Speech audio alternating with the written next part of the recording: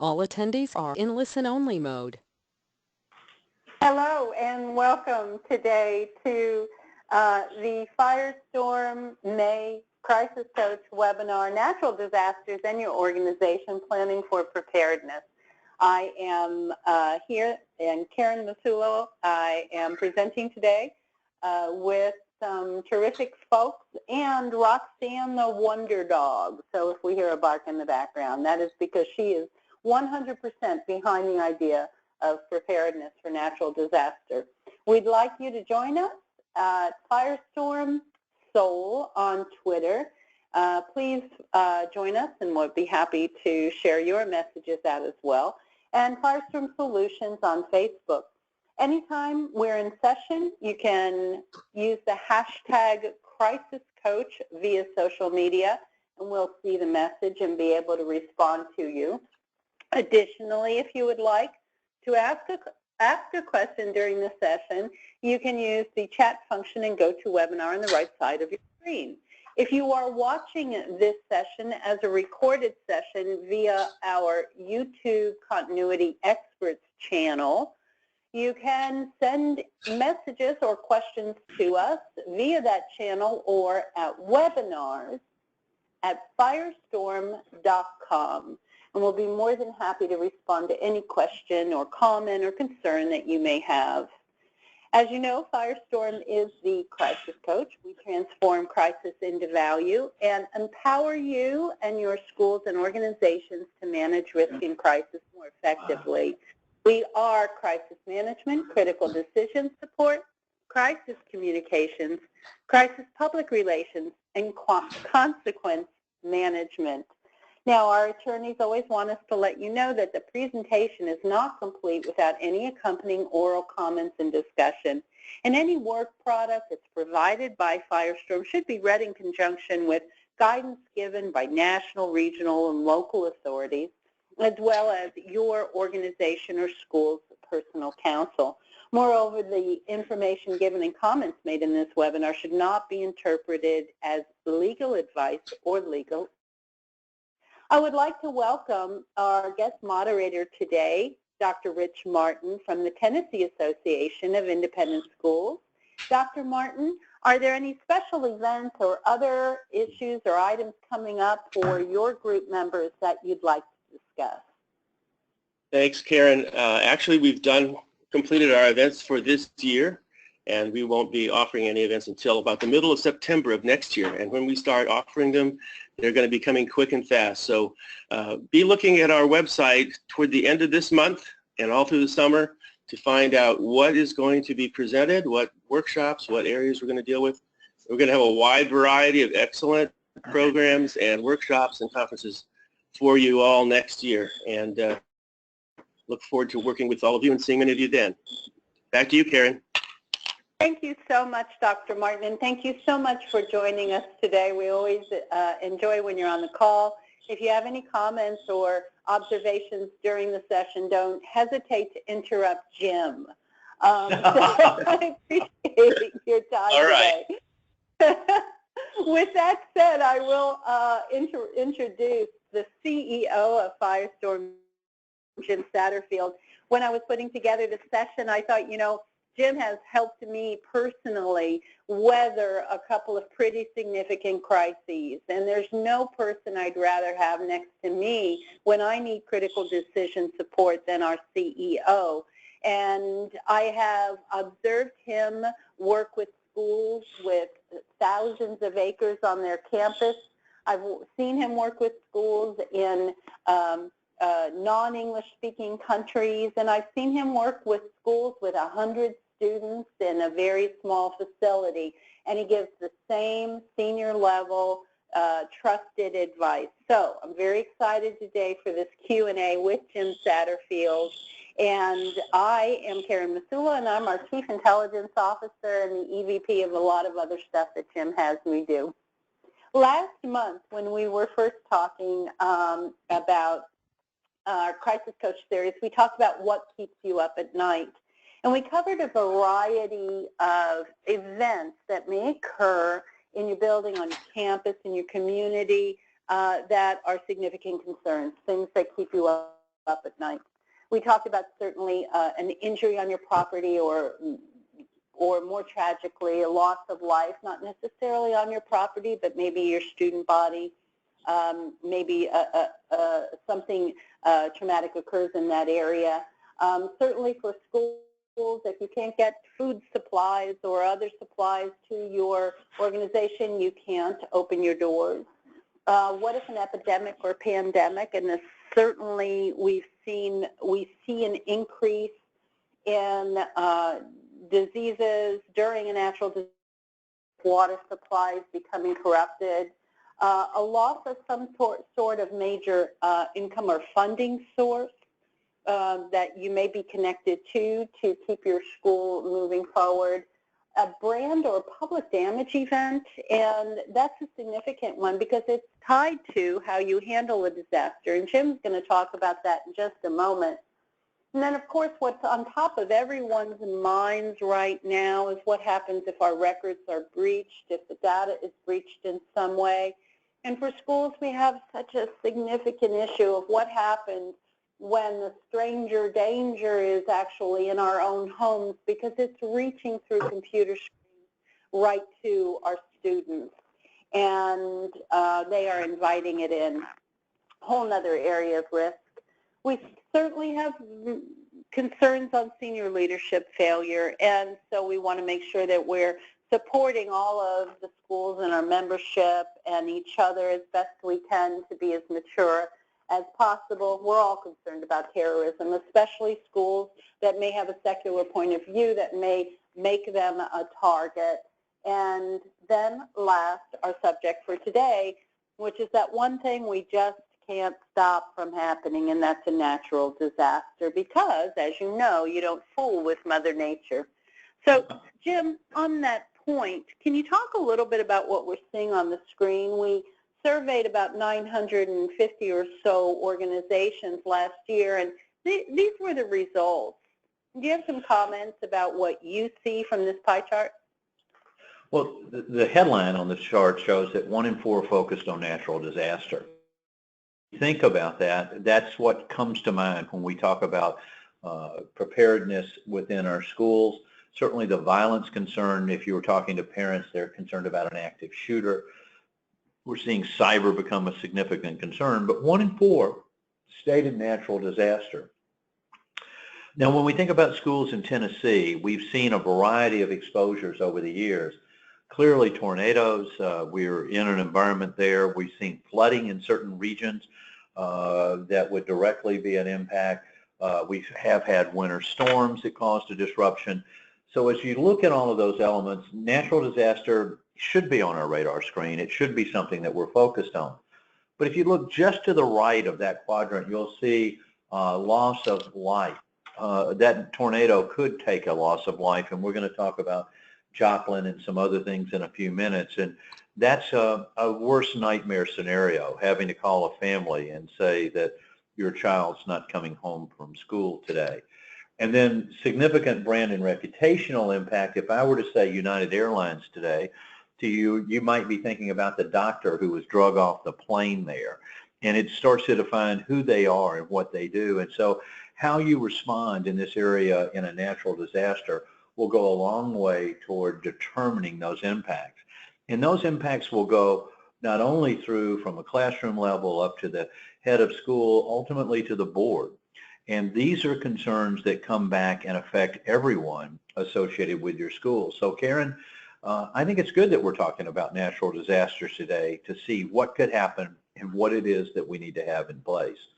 So and I think you're going to be putting up some questions that need to be asked and thought about, or in particular a specific one. What's that question, Karen?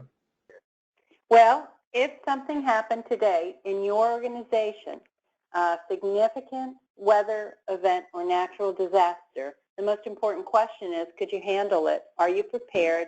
Do you know what your next steps would be?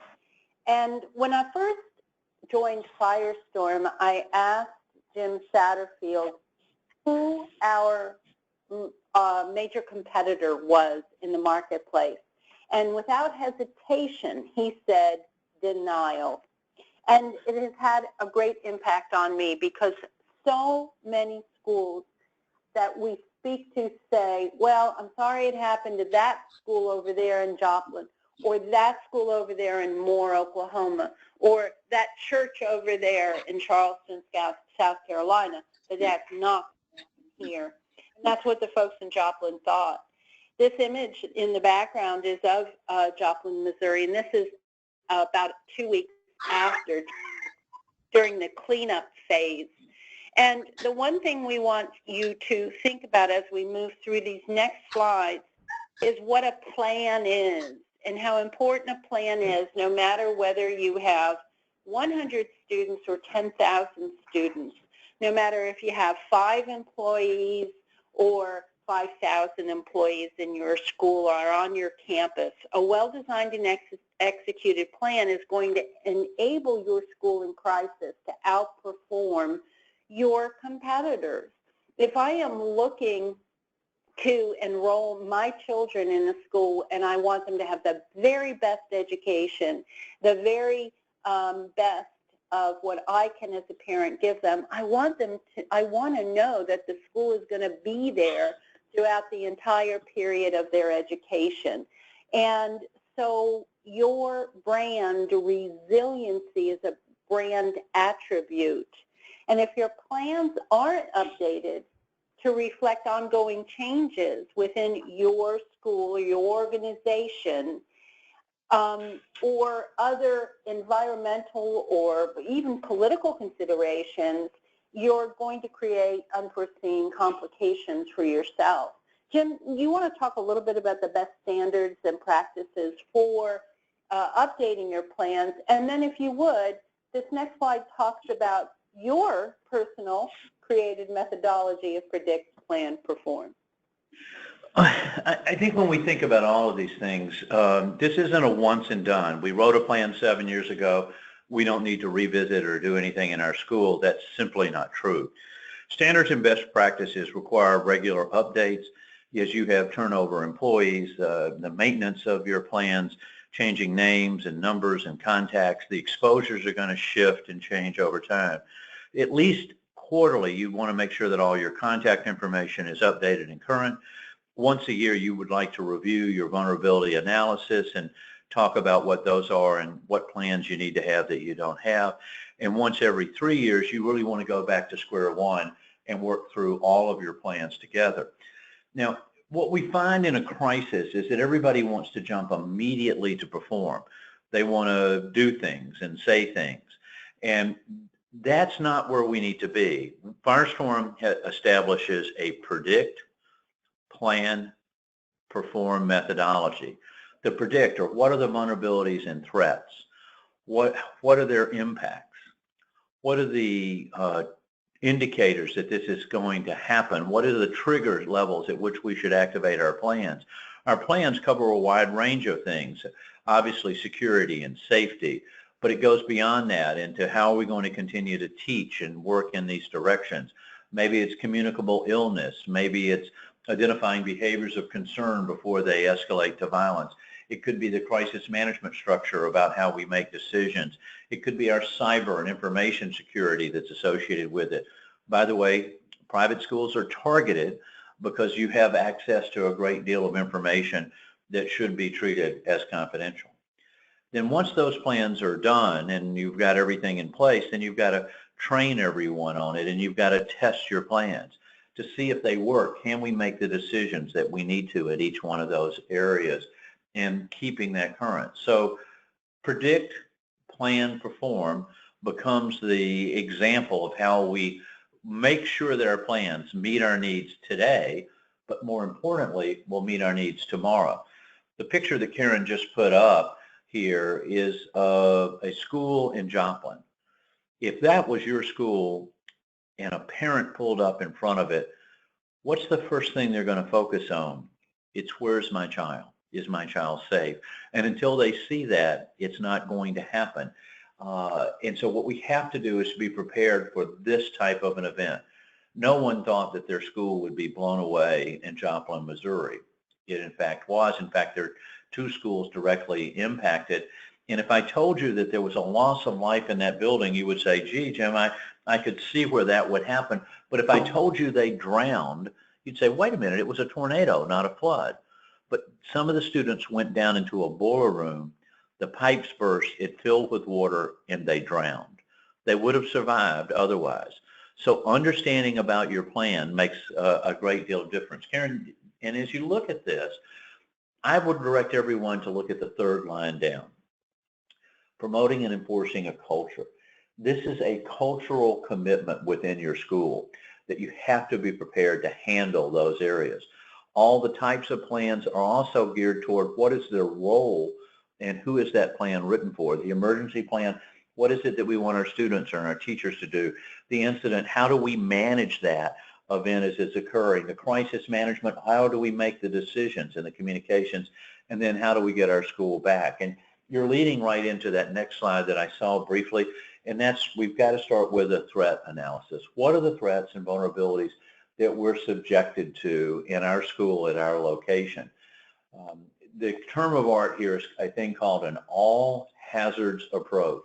What are the hazards that could immediately happen to us? And there's a list of here are natural ones and here are man-made ones, and to come in there may be additional ones within your school around it. And if we think about it, if this is going to happen, how quickly is the onset? How long is it going to last? What are the impacts on our buildings? What are their impacts on our students and our teachers?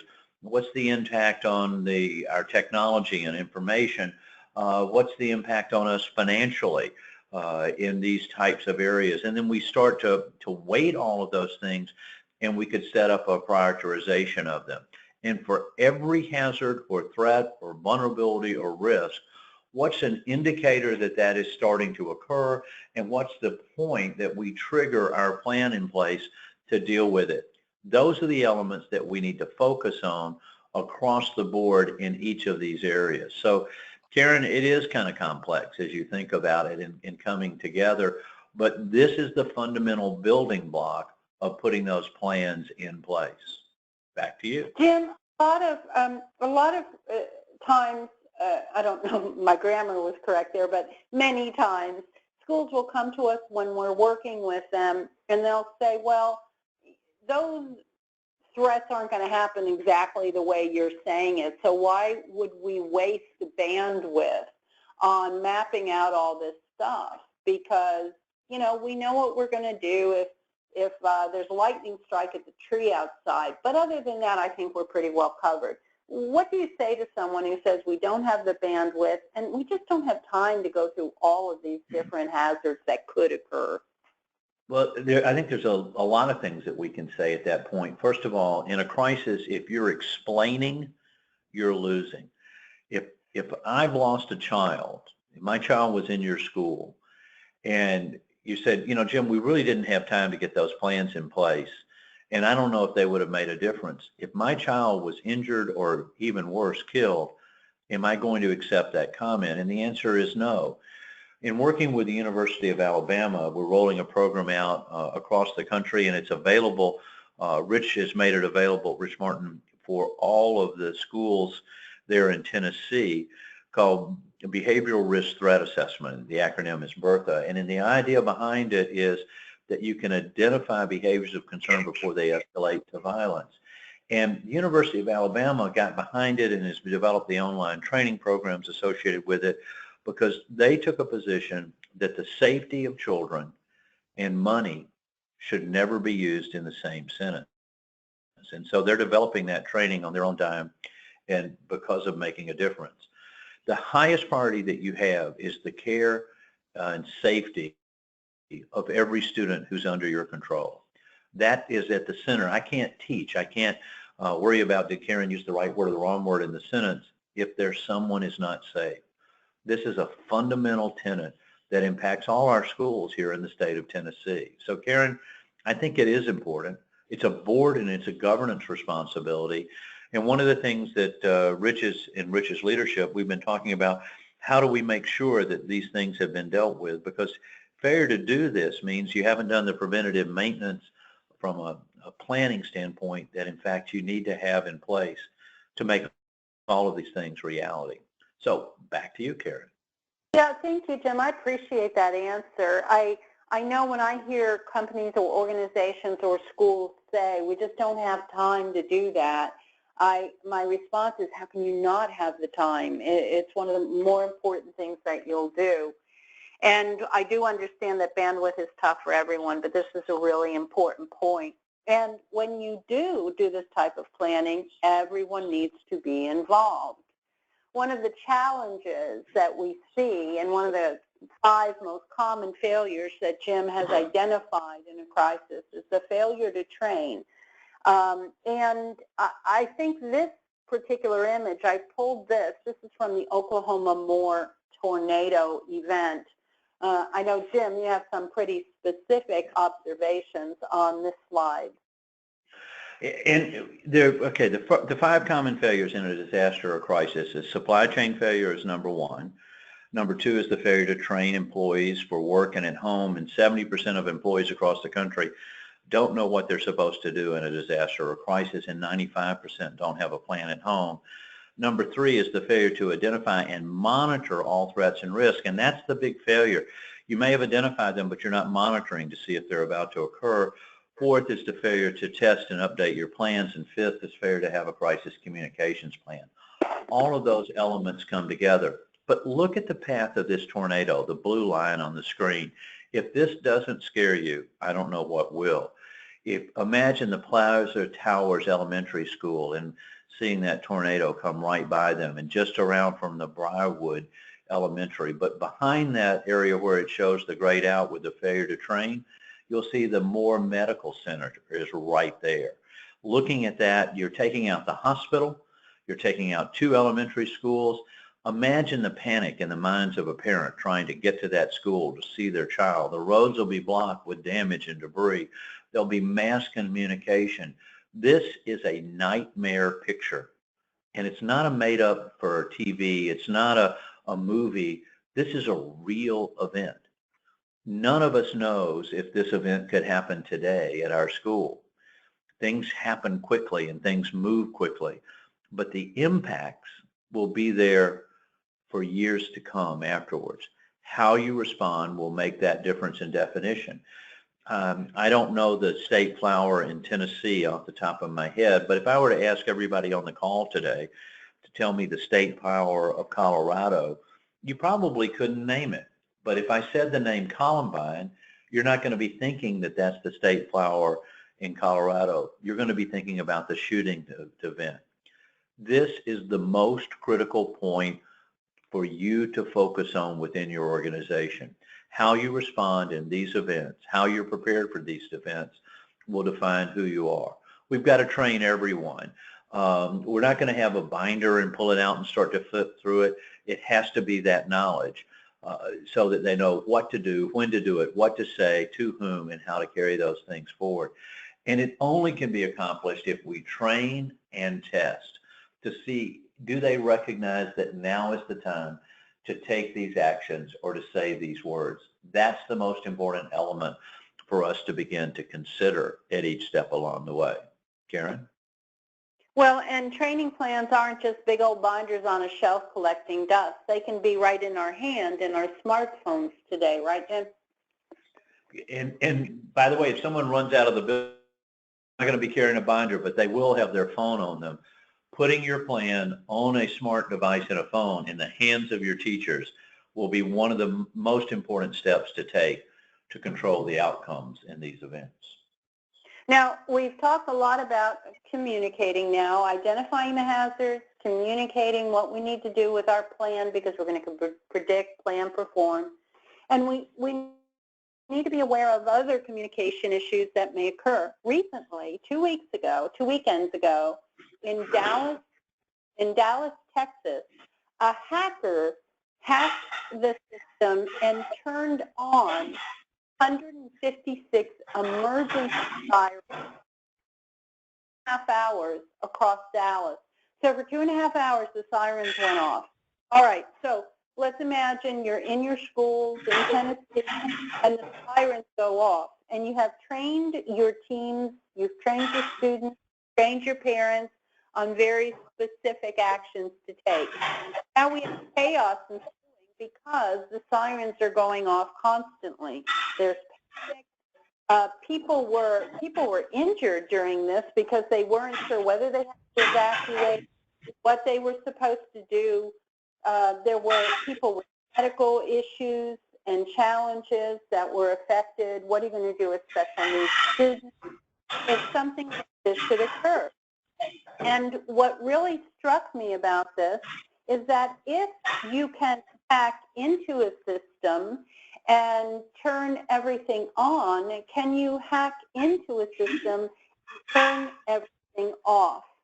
So it's very important that we understand not only what our communications are, but what are the vulnerabilities, and have we stress tested every part of our communications tools, and do we have alternate means should we need to? So communication crisis falls into three categories. We have coordination, crisis, and compliance. When Jim first structured it for me in that way, I thought, my goodness, that makes so much sense.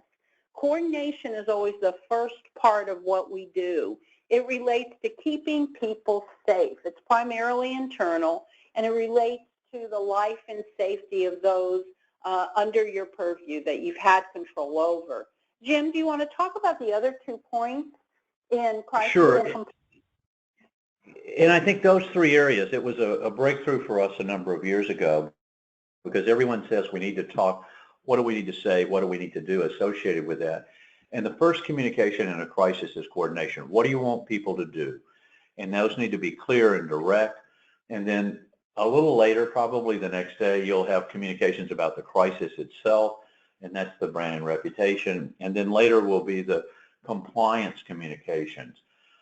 Compliance if there was a data breach and telling someone that there may have been an exposure of their personally identifiable information. Similarly, you are a mandated reporter. If you have belief that this child is at risk, you must report those types of information. But in thinking about the coordination, you want to make sure that your communications are clear and concise and tied together. There are only 4 things that we can do in a school. We can shelter in place, we can do a lockout, we can do a lockdown, or we can evacuate. Shelter in place is normally used in a natural disaster environment because it's safer inside the building than outside.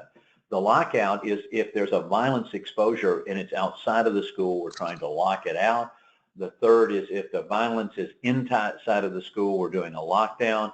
And then finally, if it's safer outside than in, that there's structural issues or other exposures, we can evacuate and leave the school area. We also don't want to be cute with it. I was in a school and their symbol was the Colts, and so they declared that an evacuation was a Colts stampede. It's certainly not the image that we want to have, and could be confusion. I was in another school and they came over the PA and they said that we're experiencing a code orange. I turned to the person who was guiding the tour with me and I asked what it was, and he goes, I have no idea. If your people need to understand at each step along the way. As we think about the longer term in communicating around the brand and reputations, you get events like the ones from Virginia Tech. Firestorm did the crisis management some 10 years ago, and they were that they wouldn't be defined by the event, that they would invent the future, that they would embrace the families. Whatever happens, that's not what your school is about. And then you can talk about your mission.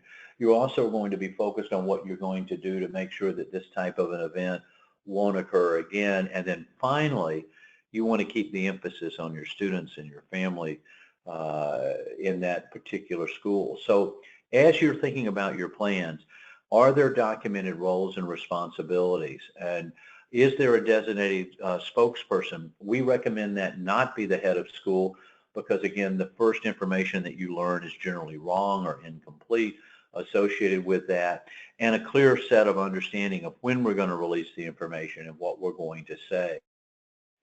And having these messages, it's easier to edit than it is to create. Imagine the pressure you're going to be under if there is, in fact, a crisis and you're going to say, oh, what do we say? And it's your people, it's your students, and you're going to be emotional around that. If you've got a base message map, then you can modify it and edit it because it's easier to edit than it is to create as we put these elements in. And then they have to be available 24/7. You can't just suddenly start to say, oh, well, we'll use Facebook to communicate if everybody doesn't already know where your Facebook page is, how to get there, and that that's going to be the source of information. So this whole area plays a critical role in any type of a crisis environment. Karen? You know, Jim, you make me think of something that I think everybody needs to consider, and that is we know that there are millions of news desks of one today. We have Facebook Live where I can turn on my cell phone and I can immediately show everybody what I'm experiencing at any given time. Well, if there is chaos during a crisis and you are not clear in communications, you're not handling it well, remember, we say resiliency and preparedness are brand attributes. Well, if a video surfaces of children or people in your organization or under your command evacuating or scattering or being in chaos, that certainly is going to have an impact on your school's ability to move forward in the future. So we need to prepare, of course, to protect life, but also we're protecting many other things as well. Our ability to continue on for another 100 years is an important consideration. Now, one of the things that Jim and I spoke about quite a bit, especially recently, is what happens if nobody can get where they're going. We last month talked about the interesting event that happened in Jim's home state where they just decided to build expressways. There was a fire underneath an overpass, and it just took out a huge chunk of a main artery that Jim indeed himself uses to get around. So Jim had mentioned to me that he had to leave at about 4 o'clock in the morning to get to an event he was going to avoid the chaos that the ensuing traffic delays that it created. And the alternate route he was taking was a good route until, because of the additional stresses on that route because of rerouted traffic, there was a fire underneath the road and a gas line burst and the road buckled. And so there was no way for anyone to get anywhere. So what happens in a weather event when the same thing occurs? I live in Charleston, South Carolina, and we just experienced Hurricane Matthew last year with, along with it, a 1,000-year rain event and water event, a flooding event. We had a king tide and a tidal surge and a significant amount of water sitting on top of us for a long period of time. I'm very fortunate in my neighborhood we did not flood, but every single neighborhood around me did. I have some friends who just moved last week into a new home after settling with insurance and other issues. And so this is almost 8 months afterward. They finally are in a home after their home flooded almost to the 2nd floor. Those people had a really difficult time getting back to work. And here, when the flood waters started to recede, they receded certainly through the rivers that we have surrounding our city and broke the banks, overloaded the banks, and flooded a secondary time, washed out roads and bridges, and schools and hospitals and other organizations simply weren't able to conduct business as unusual. We walked into a business as unusual situation. So we must look at our organizations, and really it's more, Jim, isn't it, than just, well, we can, do school on the web. That'll work. Planning what you're going to do in advance and covering a wide range, you gave great examples of how teachers may not be able to make it to the school, and if there's flooding in an area and they live on the wrong side of the river, they're not going to be there. for the event. So designing what do we need in the first day, what do we need in the second, the third, et cetera, as that crisis moves along, becomes extremely critical. So identifying the staff, can we combine classes? What do we need in place of equipment and supplies? We're working with a large private school that is subjected to tsunamis and hurricanes and earthquakes and volcanoes. And if you think about it, well, the head of school said, look, if we have to, we're going to all sit down on the floor and the students will sit around and we're going to have school.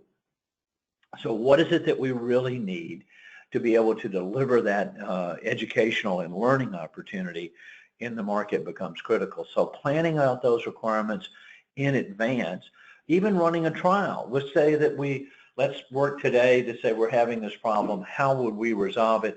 And let's do the afternoon session and see how we deal with that. That's an important point for us to consider. Karen?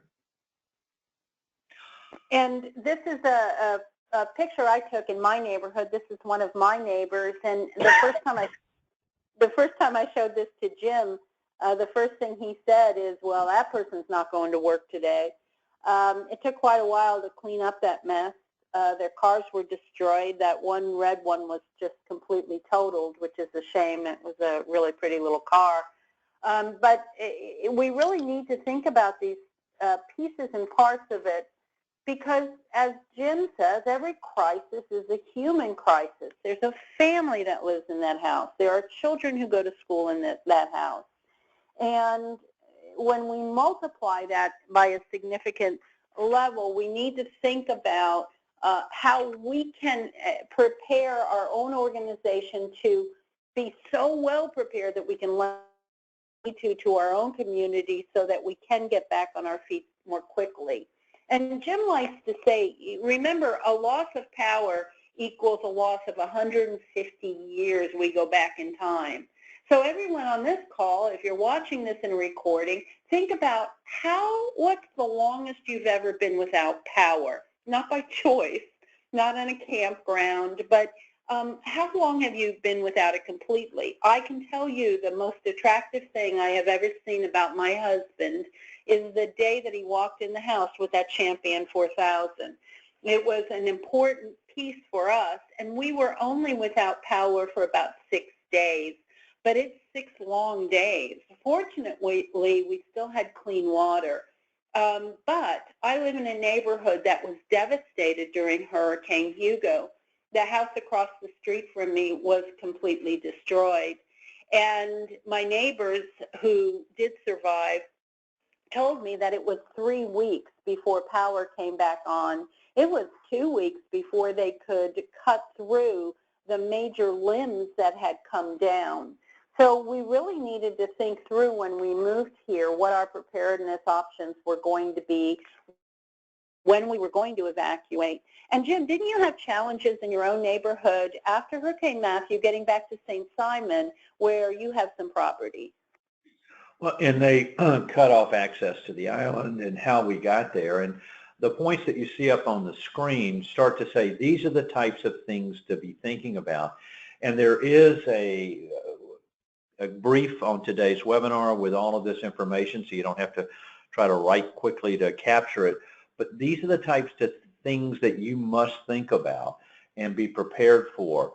Because of the statement that Karen said earlier, every crisis is a human crisis. Those impacts on the families of your students, on your teachers, and looking at what's going to be the damage. And Karen, this is a picture you shared with us about what happened where you were, and as the cleanup was occurring, it brings up this question about what about insurance? What's going to be covered or not covered at that point? As you design an exercise or a test for your plans, we recommend that you share that with your insurance broker and say, given this scenario, tell me how our insurance would respond. When would it respond?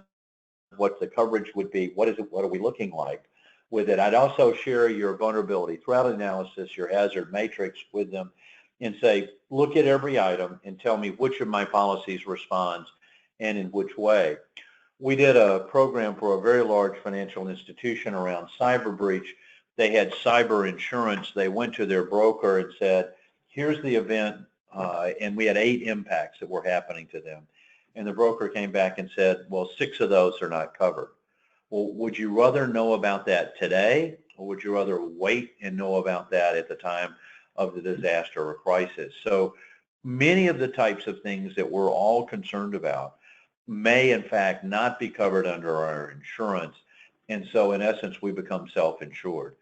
Better to know now than try to figure that out in the middle of whatever a crisis is. And so as we look at trying to pull all of this back together, you need a formal crisis management program. Everything you learn initially is wrong, and now you're going to have to make a decision on it, and you're choosing between here's a bad choice and there's a bad choice.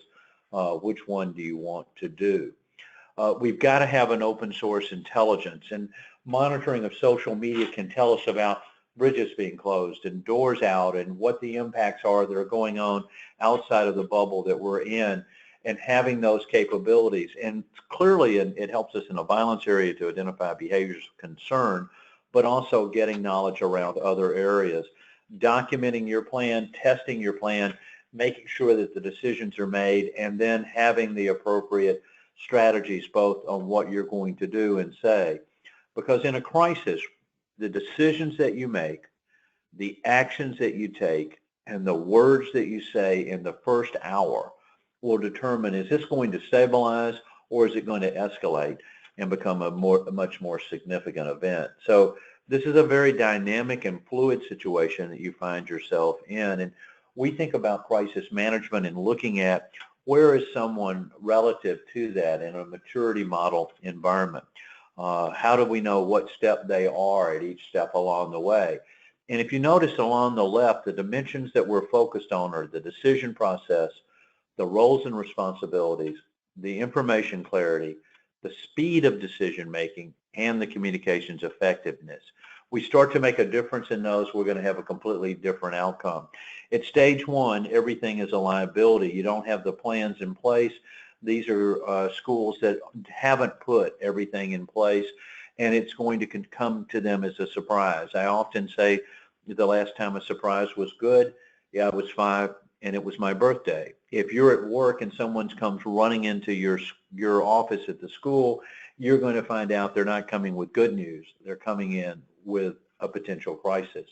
The second level is one where you're at a stage 2. That's a reaction. You've built your organization, you have some of the elements here, but you're still reactive. To advance beyond that, you really want to get to a pre-action stage where it's supportive, that we've thought about all of these, so we've worked through them in advance and we're all set. And ultimately, we want to make it a part of the culture, who you are. It's a strategic advantage. That's the reason why someone should send students to your school, because it's become so integrated. As you move between each of those stages, as you grow and mature your plans, those are where the breakthroughs come. And finally, that last one is the value breakthrough, as you have those elements in place. So think about where you are today. Think about where you want to be next year, and let's begin that journey. I think the University of Alabama is right. The safety of children and money should not be used in the same sentence. Karen, there's a brief we can download? Yes, there is, and it should be prepared within about 48 hours of the session. We take all of the key slides of the session and the key points, and we combine that with Jim's comments. We transcribe that so you can have a complete document that goes along with the recording.